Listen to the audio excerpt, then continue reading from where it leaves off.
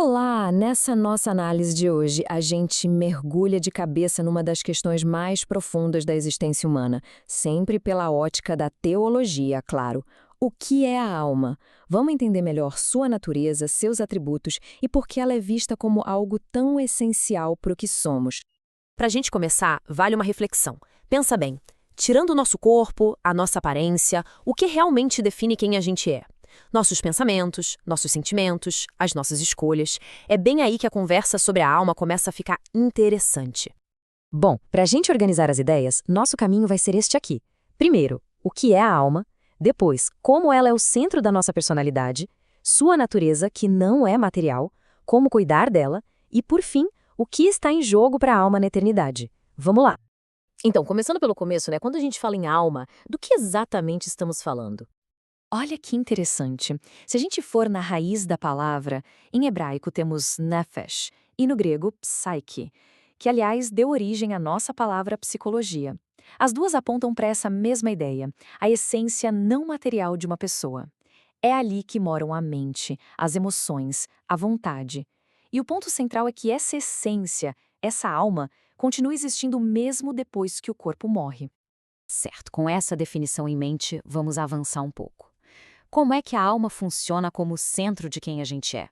Bom, a base para entender a importância da alma, do ponto de vista teológico, vem desse trecho aqui. A ideia de sermos criados à imagem de Deus não é sobre a aparência física, claro. A sugestão é que a gente carrega qualidades que espelham o divino, e acredita-se que é justamente na alma que essas qualidades estão.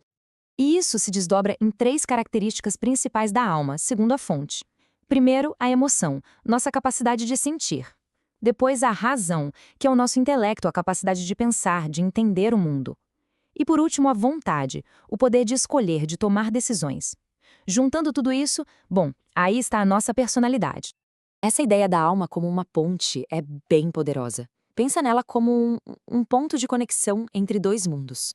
De um lado, através do espírito, ela se conecta com o divino, com o espiritual. Do outro, através do corpo e dos nossos sentidos, ela vive e interage aqui, no mundo físico. Ela é basicamente o ponto de encontro entre o céu e a terra dentro de cada um de nós. E essa ideia da ponte nos leva direto para o nosso terceiro ponto, onde a diferença entre o que é material e o que não é fica bem evidente. Esse trecho aqui é central para a argumentação da fonte. Nele, Jesus traça uma linha muito clara. Ele diferencia o que os seres humanos podem destruir, o corpo, daquilo que eles não podem tocar, a alma. Então, a distinção é essa. O corpo é físico, é vulnerável, pode ser ferido. Já a alma é apresentada como algo intangível que existe num outro plano, fora do alcance do dano físico humano. E essa diferença fundamental entre corpo e alma acaba gerando duas visões de mundo que são completamente opostas. De um lado, a perspectiva bíblica, existe uma alma imortal e com ela vem a responsabilidade moral do indivíduo por seus atos. Do outro lado, uma visão materialista, que a fonte exemplifica com filosofias como o marxismo, que diz que somos apenas matéria. E nessa segunda visão, a culpa pelos erros não é do indivíduo, mas sim dos sistemas, das estruturas sociais que falharam. E as consequências disso, segundo essa análise teológica, são gigantescas.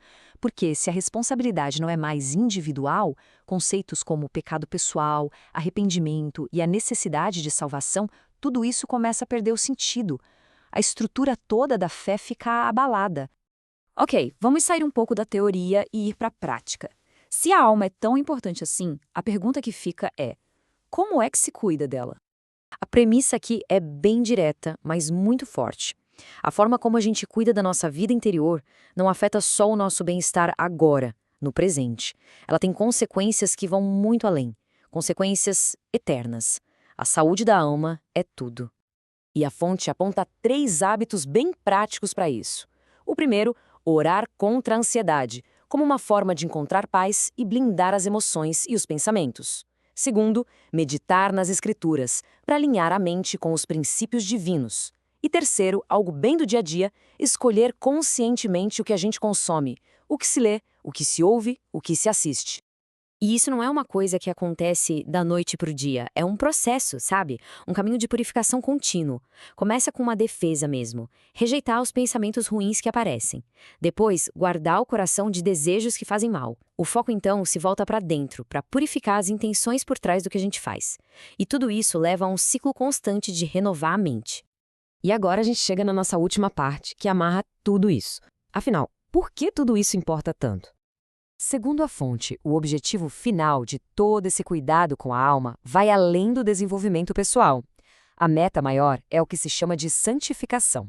É uma transformação tão profunda que permite que a pessoa viva em sintonia com a boa, agradável e perfeita vontade de Deus.